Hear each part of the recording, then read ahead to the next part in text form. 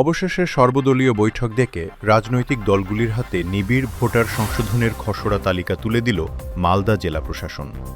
সোমবার জেলা প্রশাসনের উদ্যোগে অনুষ্ঠিত এই বৈঠকে জেলার বিভিন্ন রাজনৈতিক দলের প্রতিনিধিরা উপস্থিত ছিলেন। বৈঠকে বিরোধী দলগুলির পক্ষ থেকে অভিযোগ তোলা হয় যে খসড়া ভোটার তালিকায় এখনও মৃত ভোটারের নাম রয়ে গেছে। পাশাপাশি তথ্য যাচাইয়ের জন্য কাদের ডাকা হচ্ছে, মোট কতজন ভোটারকে যাচাই প্রক্রিয়ার আওতায় আনা হয়েছে, এই বিষয়গুলি নিয়ে প্রশাসনের তরফে স্পষ্ট কোনো তথ্য মেলেনি বলেও জানানো হয়।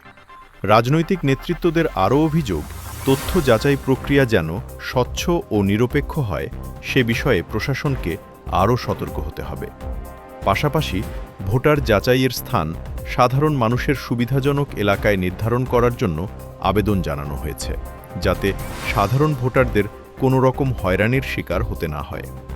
জেলা প্রশাসনের তরফে জানানো হয়েছে, রাজনৈতিক দলগুলির অভিযোগ ও প্রস্তাব গুরুত্ব সহকারে খতিয়ে দেখা হবে এবং ভোটার তালিকা সংশোধনের ক্ষেত্রে নির্বাচন কমিশনের নির্দেশিকা মেনেই পরবর্তী পদক্ষেপ নেওয়া হবে।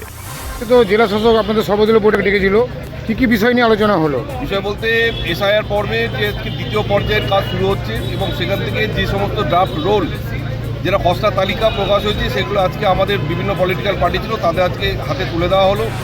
দ্বিতীয়ত হচ্ছে ক্লেম অ্যান্ড অবজেকশন, যারা মৃত ভোটার বা যাদের স্থানান্তরিত হয়েছে তাদের মধ্যে কেউ যদি ক্লেম করে তারা কোথায় করবে না করবে সে বিষয়ে আলোচনা হলো, কিন্তু ইলেকশন কমিশন থেকে এখন পর্যন্ত কোনো নির্দেশিকা আসেনি।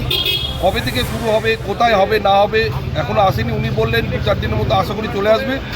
আসলে কোথা থেকে অবজেকশন কোথায় করা যাবে বা যাদের হিয়ারিং আছে তাদের কোথায় হিয়ারিং নেওয়া হবে। আমাদের যেটা দাবি ছিল যে হিয়ারিংটা নিতে হবে সরকারি অফিসে, কোনো দলীয় কার্যালয় কিংবা পঞ্চায়েত অফিসে নিলে চলবে না। দলীয় আপনাদের ওই ব্লক অফিসে আছে সেখানেই নিতে হবে। ডিএম সাহেব সেটা নোট করেছেন। আগামী দিনে সেই সূচিটা পেলে আমরা সেটা জানতে পারি। সর্বদলীয় বৈঠক হলো এসআইআর নিয়ে, জেলা শাসককে কি ইনস্ট্রাকশন দিলেন আর জেলা শাসক কি ইনস্ট্রাকশন দিল? অ্যাকচুয়ালি আজকের যে সভাটা হলো, মিটিংটা হলো ডিএম হচ্ছে, সেটার হচ্ছে বিষয়টা হচ্ছে এসআইআরের যে বিষয়গুলো রয়েছে বর্তমানে যে জিনিসটা ড্রাফট পাবলিকেশনটা হয়েছে, ড্রাফট পাবলিকেশনের পরে এবার হিয়ারিংয়ের যে ব্যাপারটা আছে, হিয়ারিংটা এখনও পর্যন্ত জেলায় কোনো খবর নেই কবে থেকে হবে এবং তার সংখ্যা কত বা কারা কারা হিয়ারিংয়ে ডাক পাবেন এর তথ্য কিছু নেই। তারা বললেন যে এইটা সম্পূর্ণটা ইলেকশন কমিশন যেভাবে জানাবে সেভাবে হবে। তো এখন পর্যন্ত যে হিয়ারিংয়ে কারা ডাক পাবে সংখ্যা কত আমরা জানতে পারি। এবং মৃত ভোটার দেখা যাচ্ছে ড্রাফট পাবলিকেশনে মৃত ভোটারের নাম উঠে গেছে।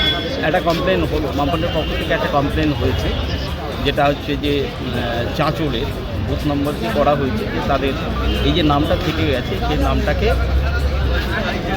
বিএলএ যে 2 ছিলেন তারা কিন্তু লিখিতভাবে বা তখন জানিয়ে দিয়েছেন বিএলওকে, যা হোক কোনো কারণে হচ্ছে সেটাকে বাদ করা, এরকম যদি কোনো থাকে সেটাকে বাদ করা এবং খুব শীঘ্রই যাতে আমাদের এই যে হিয়ারিংয়ের যে দিনক্ষণ সেটাকে জানানো এবং কারা ডাক পাবে এই হিয়ারিং। ড্রাফট পাবলিকেশনে তো নাম সবার উঠে গেছে, কিন্তু নাম উঠে গেলে তাদের মধ্যে থেকে কারা হিয়ারিংয়ের জন্য নোটিশ ধরানো হবে তাদের চিত্রটা ক্লিয়ার করা এইটা, এবং হিয়ারিংয়ের জন্য স্থানটা যে ভেন্যুটা সেই ভেন্যুটা অন্তত যেটা নিয়ারেস্ট মানুষের যেটা হয়রানিটা কমে।